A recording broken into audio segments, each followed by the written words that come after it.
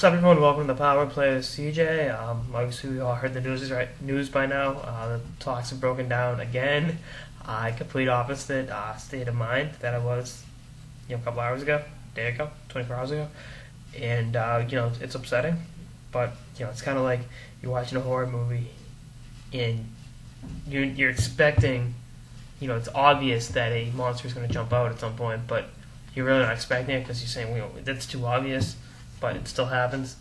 You're almost naive about it, and which that was talking with the worst analogy for me. But you're naive about it, and you lose sight of what's going on, and you take a sense of over euphoric optimism, and it's too bad. But they want to play their games, and the owners are the owners, and Donald Fair's a bulldog. Whether you like him or not, he's not going to back down.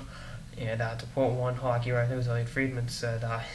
The NHL hasn't drawn a line in the sand. They want all the sand. So that's kind of where it's going, and that's depressing. Because so many people depend on this league, and like I said, I like to consider myself the voice of the people who don't have one. At the negotiations, and millionaires and billionaires have a voice, but the people who depend on the NHL for their livelihood don't. And it's too bad. Not that I'm in that group, but I'm going back to Boston tomorrow for a month. It would have been great to catch a Bruins game or two. Even though showing out money to Jacobs is like, might as well just give it to the mob. Give it to a Colombian cartel. It would not expect drugs in return. But that's actually not a bad analogy. The Bruins like a bad drug you just can't kick. Regardless of how mistreated you've been by the owners, and that's just where this is going, unfortunately. But I thought for sure the season was going to be started in 10 to 15 days, but hopefully the cooler heads can prevail. Maybe something happens tonight, maybe something doesn't, but you always got to be optimistic, because at the same time, when we're in that room, we don't know what's going on. I mean, you can take the overly pessimistic, the overly optimistic, or you can be the voice of reason.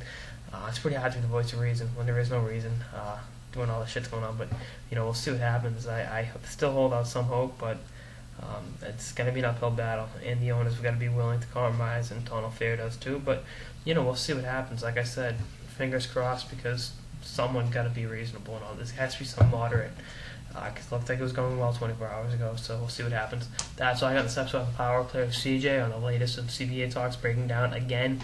Stay tuned for episodes throughout the season, lockout and beyond. Later, guys.